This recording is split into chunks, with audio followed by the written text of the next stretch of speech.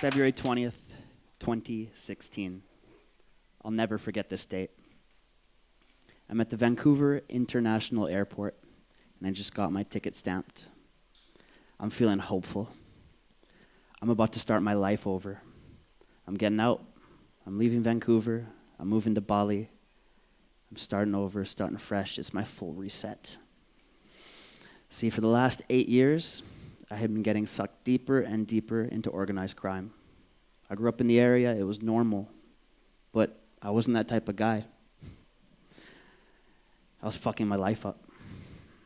And if I didn't get out then, I wasn't going to make it out. I could feel it coming. I was with my girlfriend Leah at the time. We were making it out. I got onto that passenger bridge, you know, that little weird walkway to get to the plane. And what I saw floored me. It was 6 border security agents and a police dog. What they saw, an inked out brown boy with a Louis Vuitton t-shirt, diamond earrings, and a Ferragamo man purse with a hot bombshell girlfriend.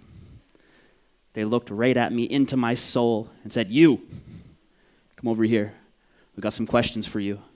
And I was like, oh, shit. See, I was way too high to handle this situation. My best friend gave me a bottle of THC weed oil to have a pleasant trip.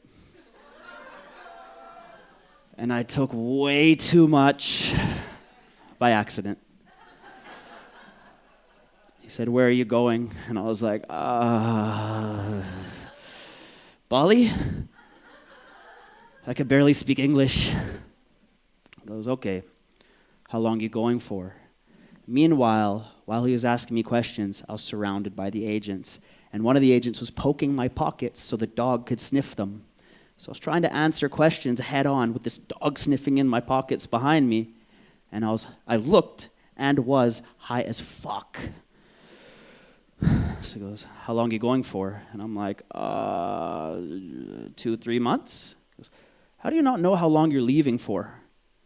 I was like, "Well," he's like, "Are you running away from something?" I was. Yeah, absolutely. See, for the last 3 months, I thought I was under investigation. Things were hot for me. I needed to leave. I was paranoid. I was freaking out. And I thought he could see right through me. I was bombing the situation. And he could smell fear. And I don't know what that dog could smell. But I had drugs on me. See, I was a drug-addicted drug dealer. This was the lowest moment of my life. I was addicted to the opiates. I had 8 Oxycontin in my man purse right there. I had a bottle of methadone in my carry-on luggage. I was going to Bali. I was getting clean. I was done. But I needed enough to get me to that detox center. I'd be sick on the plane if I didn't have it. Can that dog smell this stuff? I don't know. But this guy said, "You're acting suspicious. Let's go to secondary questioning. We're going away from the plane now." Off that little passenger plane, back into the airplane, back into the terminal. And I'm like, fuck, this is it. They're not going to let you leave. This is a sting. This is your worst fear. You're done, buddy. You're going to jail. You're not pass and go. So I get to that airport terminal, and that East Van punk kid in me was like, "Take it like a man, bro. Don't look like a bitch in front of your girlfriend." So I go to that security agent, and I go, "Look, man, if this is just for me, let's get this over with." As tough as I could. He looked back at me, he's like, "Why would you say that? This is a routine check." They pulled over somebody else right beside me. I was like, fuck. Leah's like, "Shut the fuck up. You're ruining the situation." And I was. This other guy, some 40-year-old Vietnamese-looking dude, kind of sketchy looking. So he goes, "If I was to pull your suitcase, what would I find?" And I'm like, clothes?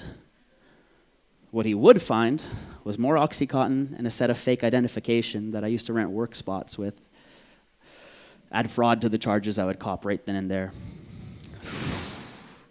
He reaches out his walkie-talkie. He's going to pull my suitcase off. Fuck. I see him reaching for it. If that suitcase comes off that plane, I'm fucked. I'm going to jail. I'm done. I'm not making that flight. No eat, pray, love for me.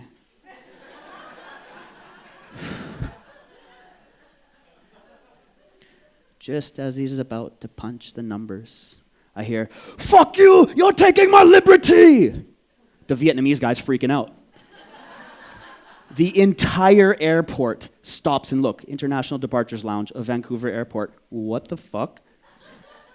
It's me, sketchy-looking brown guy, sketchy-looking Vietnamese guy, hot bombshell girlfriend, 6 border security agents, dog barking. I go, "Sir, are you threatening me?" says the agent. Vietnamese guy goes, "Fuck you!" I'm like, damn. The agent that's dealing with us is looking at the situation.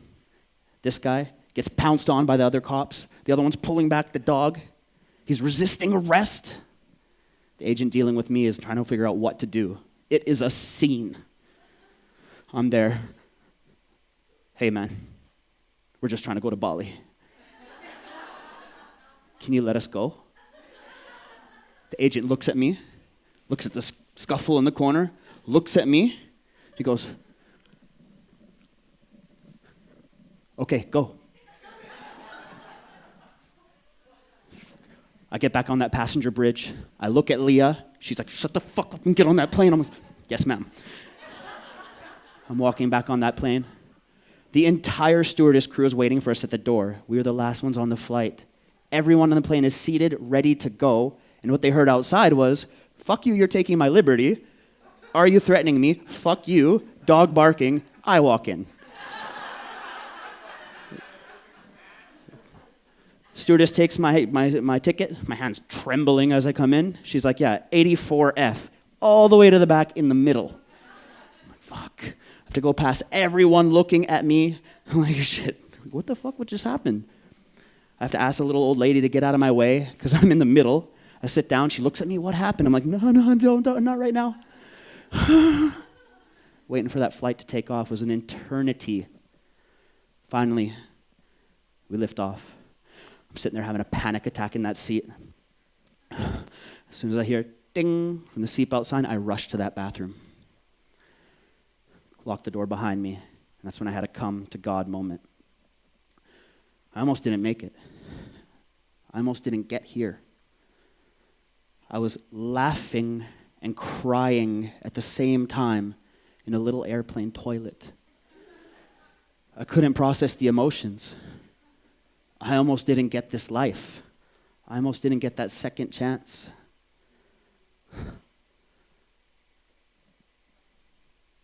I remember I made a promise right then and there on that toilet seat. It's a serious moment.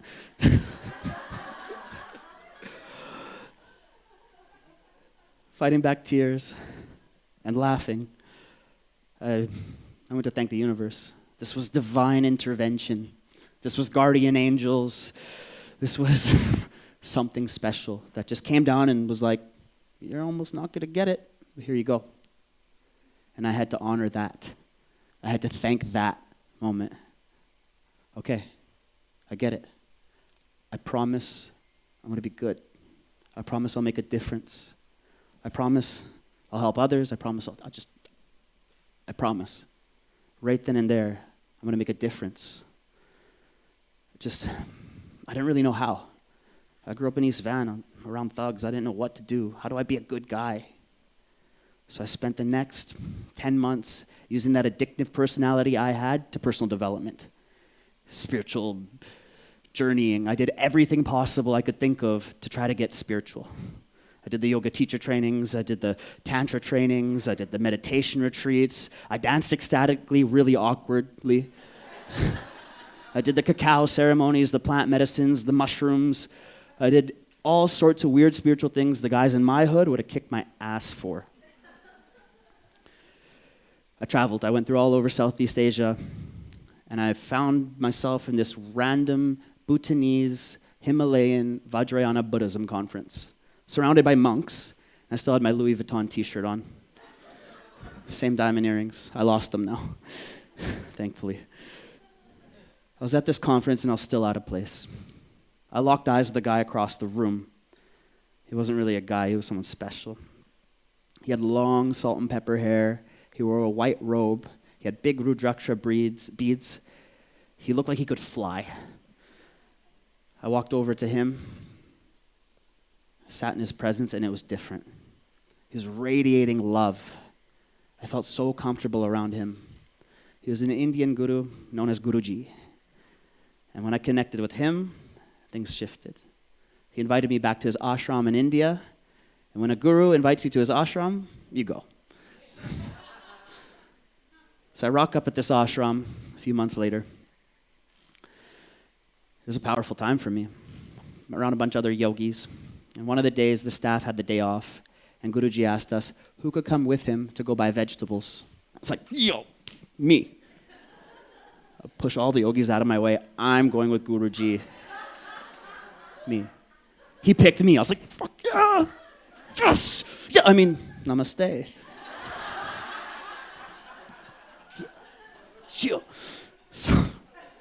So we get outside. Guruji has a car. I'm like, Guruji has a car? What did I expect, a carpet or something? I don't know. So we get into his car, and I'm in a fucking white compact car with a guru, driving through the streets of India, watching him drive like, yo, Guruji just shifted gears. Guruji just used the turn signal. I'm like, oh. Guruji just merged into traffic. I'm like, I was watching a spiritual dude do normal people things. That was cool. That was cool. We get to this Indian market, and it was hectic. Like 10,000 people, ducks, dogs, chickens, pigs, cows. It was a lot. When I got there, I saw how he acted and how I acted. See, in between dodging piles of cow shit and trying not to lose Guruji in this crowd, I had the most spiritual moment I ever had. See, the way that he rolled and the way that I rolled were different. His presence was that of love and compassion. It was radiating on everyone around him. And I had presence, I had intuition, but it was from the dope game. I was constantly surveying the area around me. Where are the exits? Who's behind me? I'd never have my back towards an entrance. I'd constantly be sizing everybody up. You a threat? You trying to rob me? What are you, a cop?